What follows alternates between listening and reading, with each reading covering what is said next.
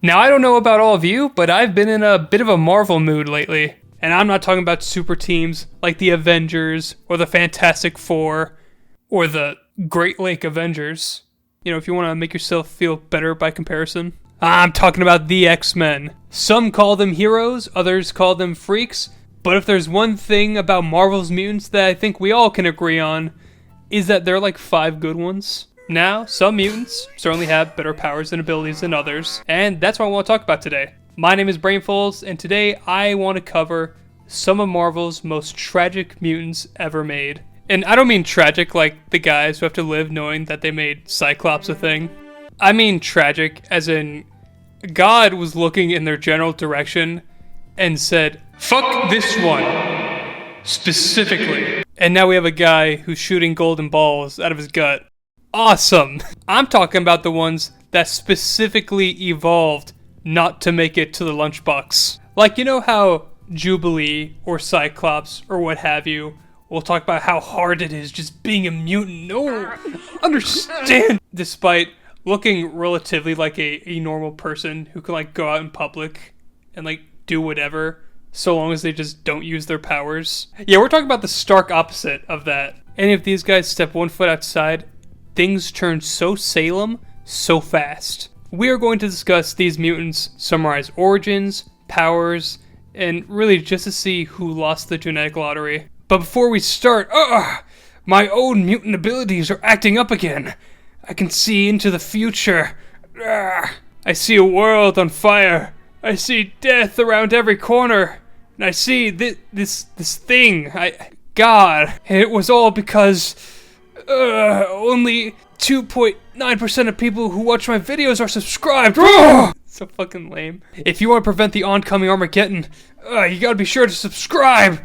It won't actually prevent anything, but it will make me feel better. So jumping right into it, let's go ahead and start things off a little simple with an actual X-Men founding member, Beast. Now, unlike other mutants who developed their abilities during puberty, Beast, or Hank McCoy, was outright born with abnormally large and dexterous hands and feet, along with enhanced strength, speed, agility, and a heightened intelligence to boot when compared to most others. For most of his life, Hank would be able to hide his abilities without any real problems, but in time, the truth would come out, and like most, Hank would be shunned and ostracized by the rest of society for the mere fact that he was born a mutant. For a time, Hank would lead a life of self-imposed seclusion. That was until he was met by one Charles Xavier, who offered him a place in a new group called the X-Men. In his tenure, he would serve as the team's brawn, and it would be around this time he would actually adopt the name that would be used to discriminate and demonize him,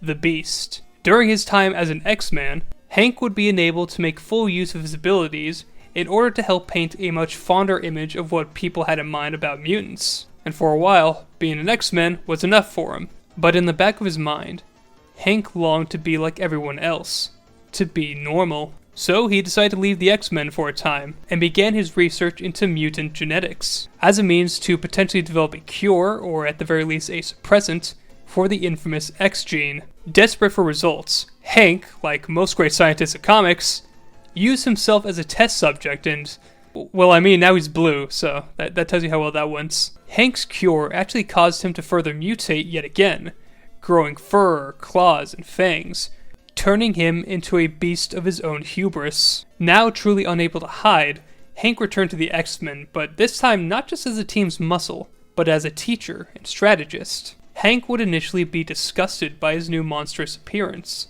but with the help of his fellow teammates and the young minds he helped shape, Hank would make the X-Men his home, and his students and peers his newfound family. Another X-Men born with a pretty obvious mutation would be Kurt Wagner, aka Nightcrawler. Abandoned by his mother Mystique, Kurt would be found by a roaming gypsy circus who saw that this lost infant was like no other. Kurt was actually born with quite the striking mutations. His skin was blue, had yellow pupilless eyes, 3 toes and fingers, even sporting a long pointed tail. Despite his foreboding appearance, Kurt was taken in by the circus, and was brought up in a relatively happy childhood, even being raised with his 2 adopted siblings. Life in a circus was far from easy, but for a time, Kurt was happy. Soon enough, though, he found that the world beyond the tents was far from understanding, as one night of nocturnal exploration led to his discovery, causing people to panic and mark him as a demon. It was after being chased off by locals, he was trained by a trapeze artist that instilled in him not just an acrobatic skill, but the discipline he would need to find his way both through the world and through life. And it was actually his time in the circus where he would adopt the stage name, Nightcrawler. He would spend many years performing until one day he saw his adopted sister fall from a tightrope walk. In that instant, his secondary mutation kicked in and Kurt actually teleported to catch her. And this new power was fully embraced by Kurt, even going as far as incorporating his new ability into his acts, which naturally caused him to become the star of the show. However, this newfound popularity would go to sow a great jealousy into the heart of his adopted brother. When Kurt found him amongst the dead, his brother called him a demon and swore to kill all those who would turn into a beast like Kurt. The two ended up fighting, which led to the accidental death of Kurt's brother. When a nearby hunter came to investigate the noise, he found Kurt surrounded by bodies and immediately blamed him for it because, I mean, come on, causing Nightcrawler to go on the run. He was eventually found by Charles Xavier, who offered him a chance to join the X-Men, in which Kurt gladly accepted. It was actually during his time with the X-Men that he would go on to develop a pretty solid support group that would reinstill his faith in humanity. It was actually this overwhelming sense of hope that caused Kurt to actually step away for a bit and become an honest-to-God priest, and I'm sure the irony is not lost on him. Now, these first two started out pretty rough. One turned himself into what he despised being called, and the other was feared out of circumstance. But by the end, they both end up finding something that would make them whole. Beast finding a home amongst those who loved and respected him, and Nightcrawler discovering his faith. And these are some pretty hopeful outcomes.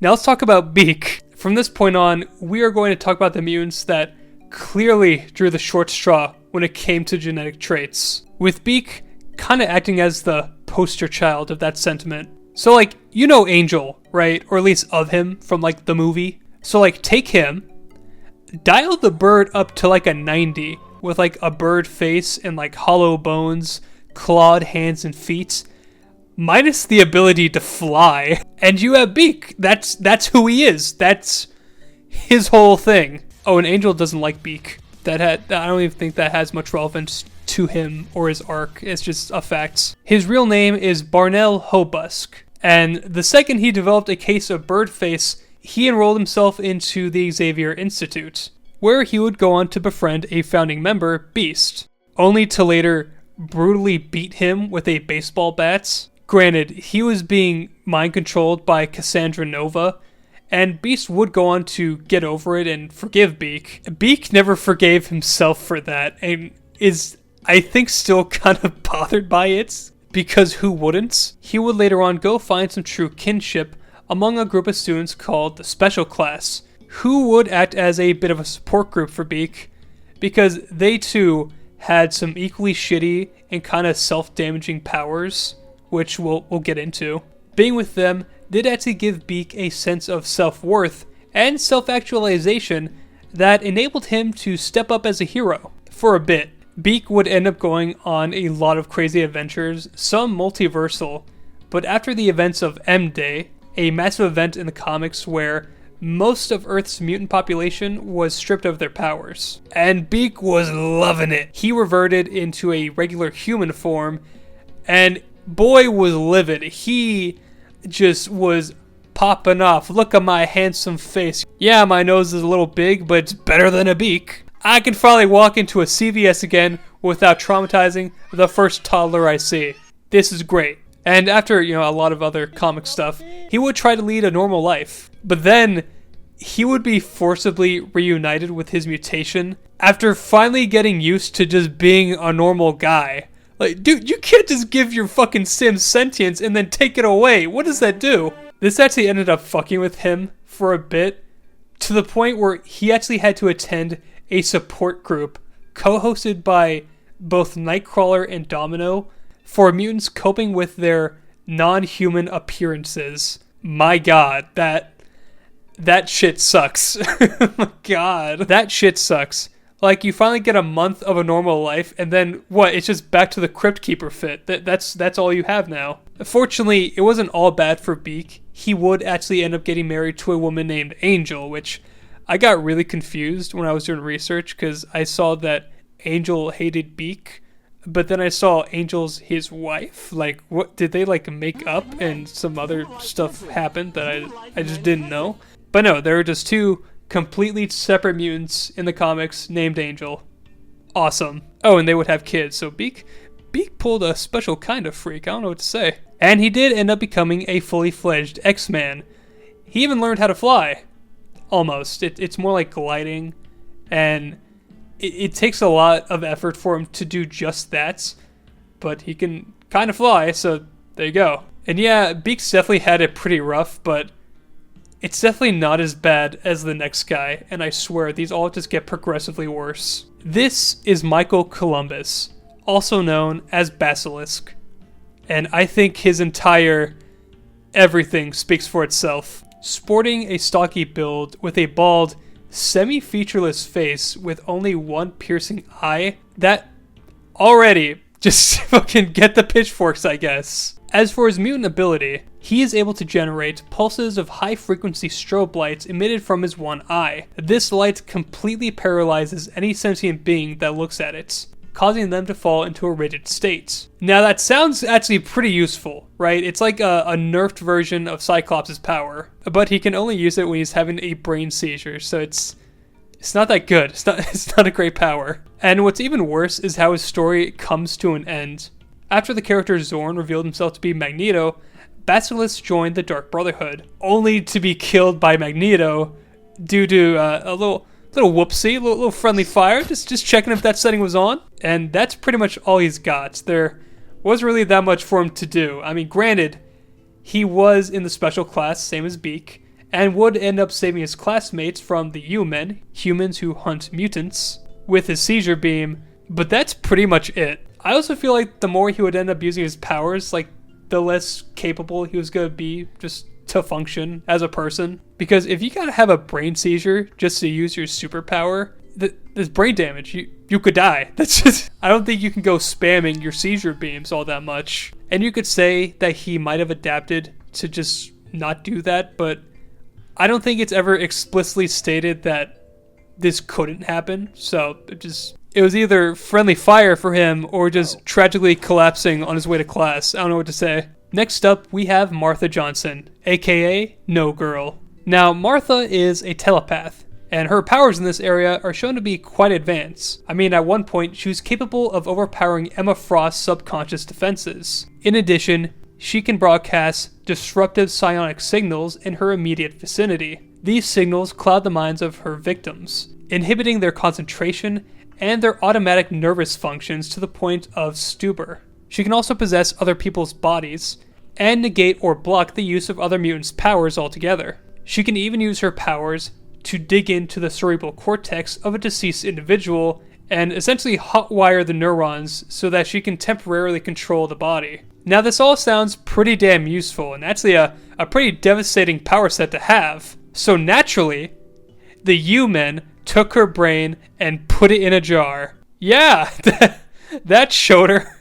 Fuck's sake. The U-Men would use her brain to subdue any and all potential threats, using a cocktail of drugs and hormones to control her brain while keeping her body on ice. The X-Men would end up saving her, and she would get her revenge on the people who scooped her brain out, and she's left as a brain in a jar for a while. Granted, she did enroll herself into Xavier's school, where a fellow mutant, Quentin Quire, invented a special hovering case to hold her brain, and made friends with the mysterious mutant Ernest, who is this super strong mutant who just so happens to look like a super old lady that would relay Martha's telepathic communications. But as far as I can tell, there weren't too many attempts to undo what was done to her, or even get her a new body that wasn't, a ball with limbs.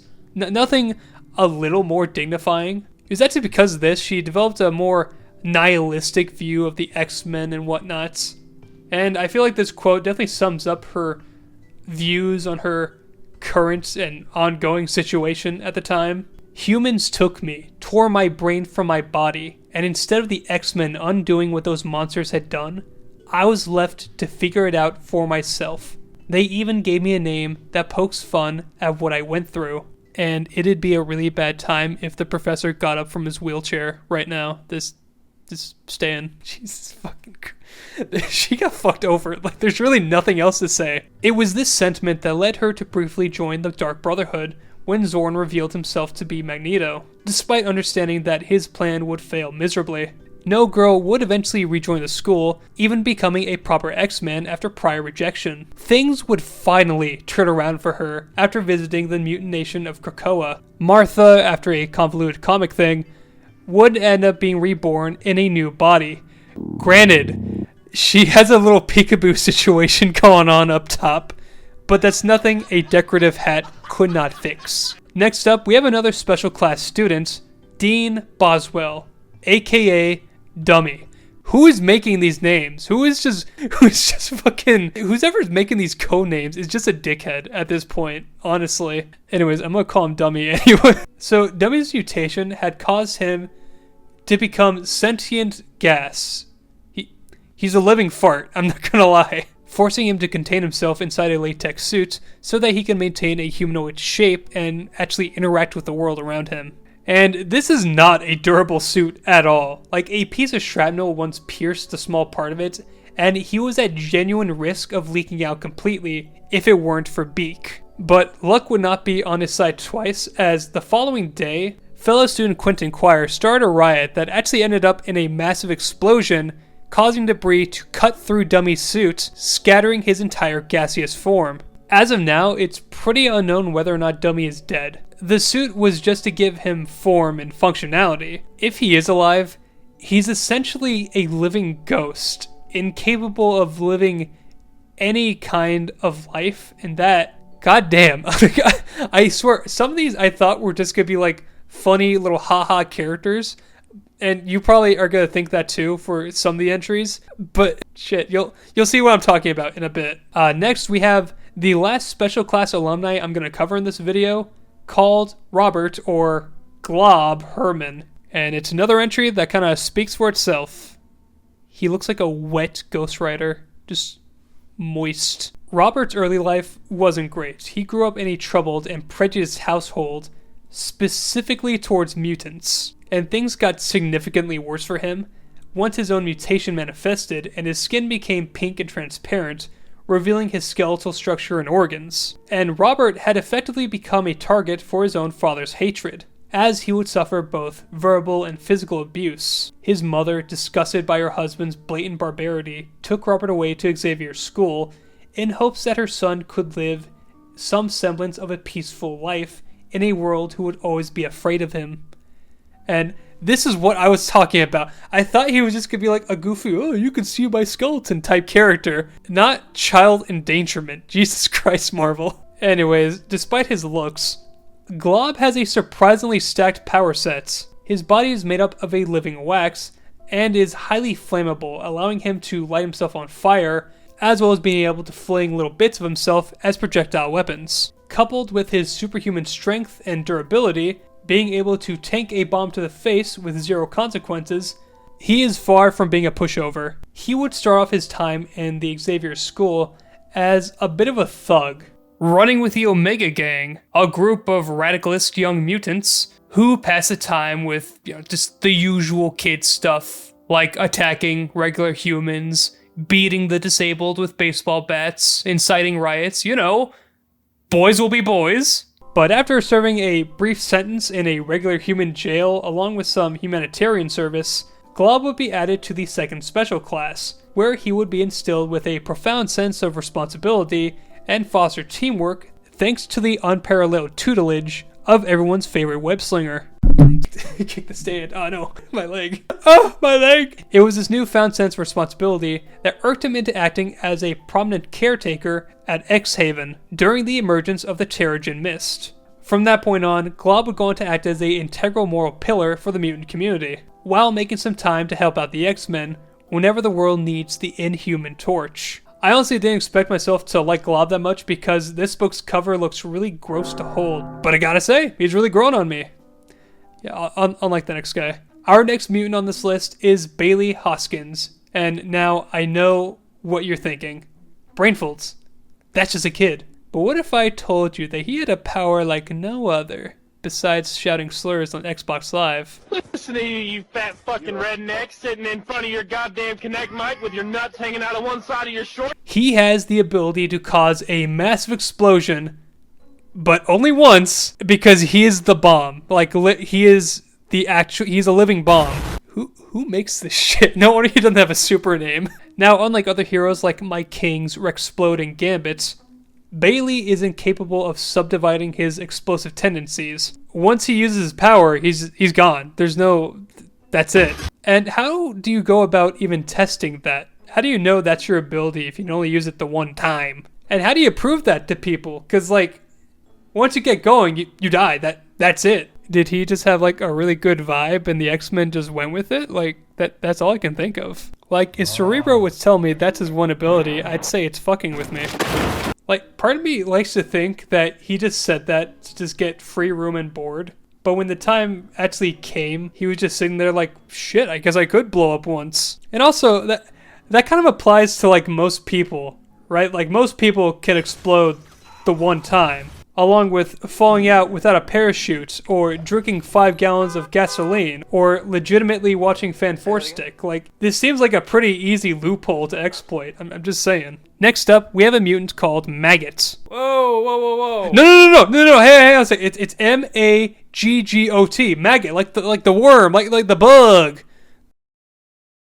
I don't have that hate in my heart.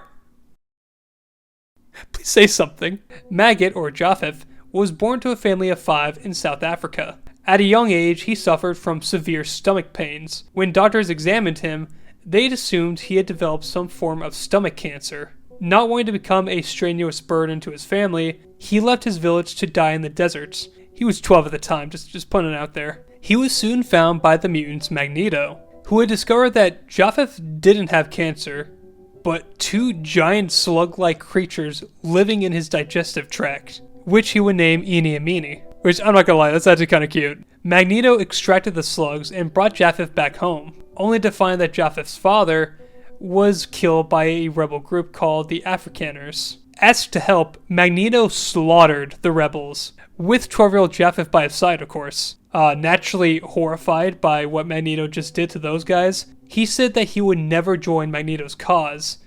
And while angry, Magneto told him that one day he would change his mind. Time would pass, and Japheth would grow into his mutant abilities and new anatomical functions. See, Japheth, or now MAGGOT, is actually incapable of eating on his own, or at least how you and I would do it.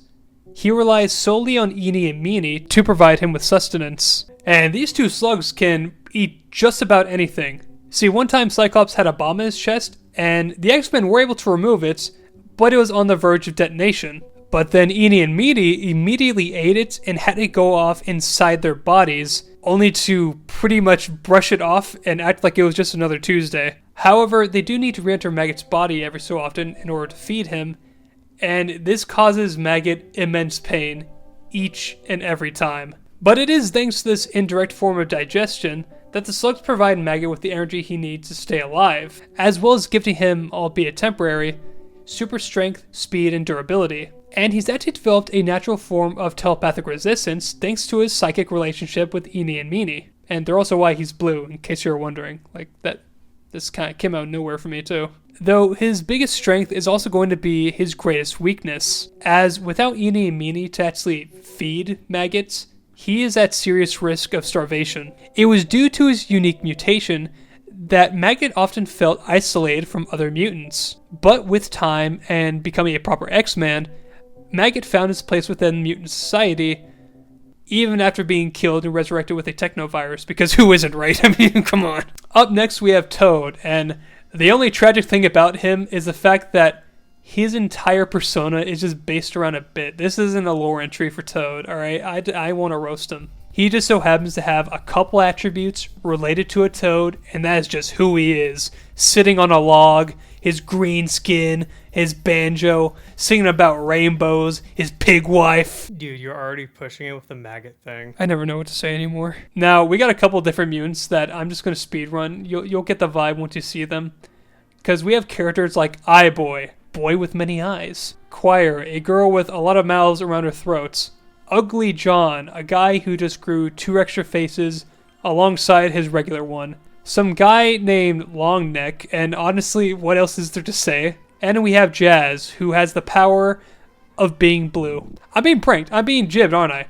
There ain't no way you can tell me that being a primary color, growing 2 extra faces along my normal one, or being able to drown a lot easier in the pool is an evolutionary advantage. The Sentinels were built to combat the likes of Storm and Magneto. The fuck was Longneck gonna do, aside from being able to reach the top shelf at Walmart a little easier? That threatens public safety. Like, you don't need to send a Gundam after this guy, okay? Just let his rapid health deterioration work its magic, supporting that mess of cartilage and strained back muscles.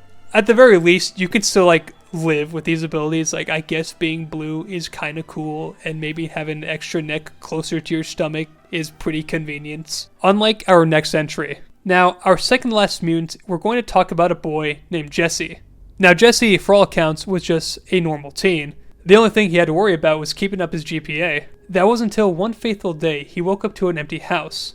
Finding his mother gone with scattered clothes across the floor, he writes a note and heads off to school, only to see just how much more noticeably empty and decayed everything usually is. He did manage to see a couple people off in the distance, and did shake off any bad vibes he might have picked up, only for the people to start burning up as soon as he turned away. When he made it to school, he witnessed something horrific. People around him, his classmates, his friends, his girlfriend, spontaneously burning around him. Everyone except for him. See, Jesse had developed a mutant ability that disintegrates all organic matter within a certain radius. As a sort of defensive mechanism, terrified by this dark reality, Jesse ran into the woods to keep himself from harming anything or anyone else, secluding himself inside a cave. But he couldn't hide for long. He was soon found by the on-again off-again X-Man, Logan, aka the Wolverine. Jesse warned him to keep away, but thanks to Wolverine's remarkable healing factor, he was able to get close to Jesse without dying.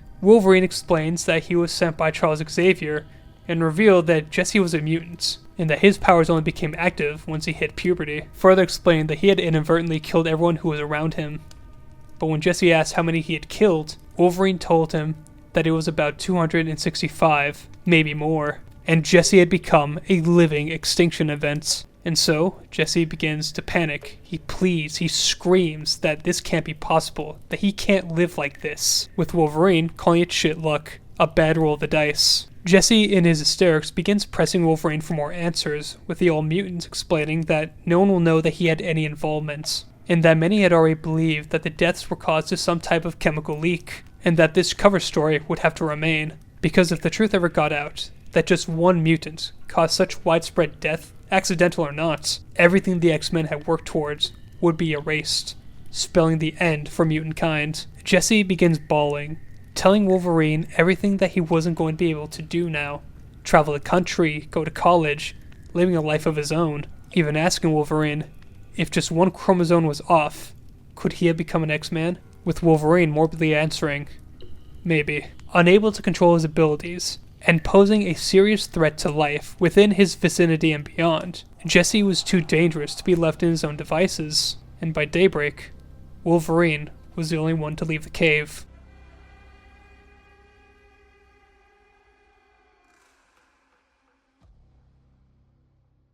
And this was definitely one of the darker ends for a mutant to go through, becoming actively too dangerous to be allowed to live, and having killed his entire world just by simply being around. But Wolverine will remember Jesse. Perhaps he had aunts or uncles or cousins who will remember him. The same goes for Beak or Glob or No Girl. People will remember them, faults and all, but no one will remember the final mutants that we will be covering. No one will remember a man by the name of Shabby, otherwise known as ForgetMeNot.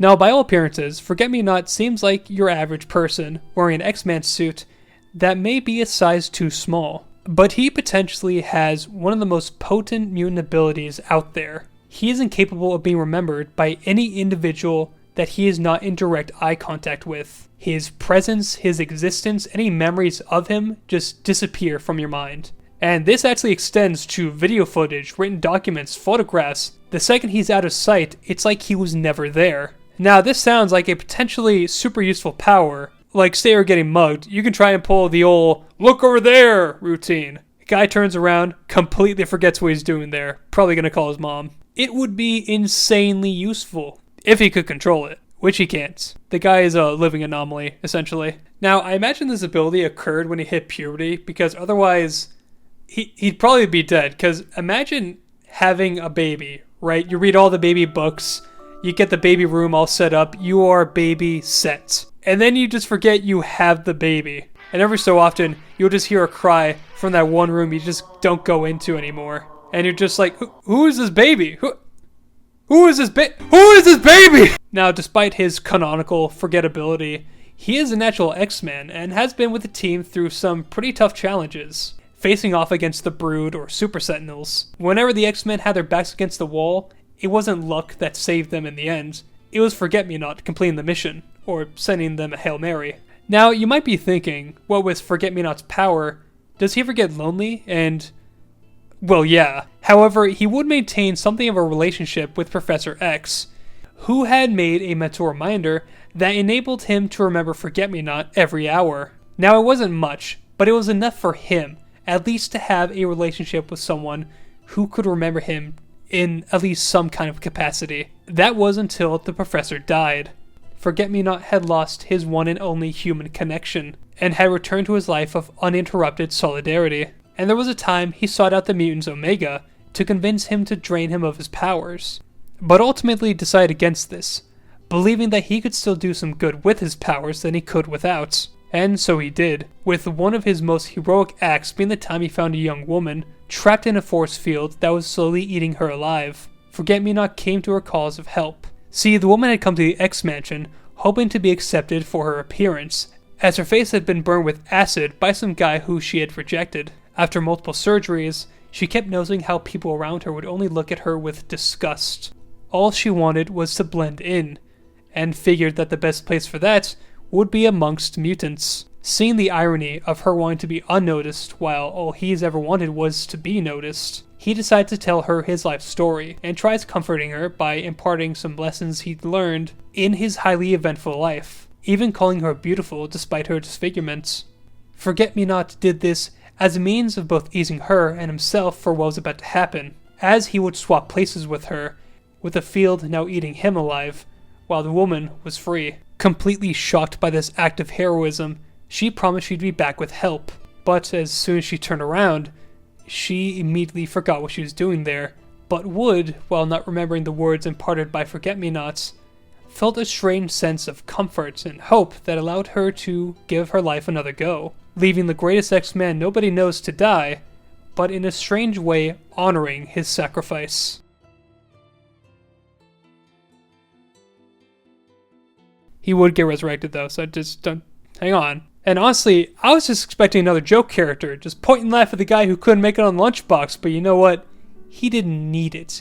He was fine just being himself, even if nobody knew who that was, and honestly, based. And what's really telling of his character is that at any point, he could just become a complete menace. He can do whatever he wanted, he could kill whoever he wanted, take whatever he wanted, but chose to do right by the people around him, despite never receiving an ounce of recognition for it. Because at the end of the day, ForgetMeNot, along with all the other unfortunate mutants, had the capacity to become something greater than what other people see. Except for Toad, you ribbity bastard.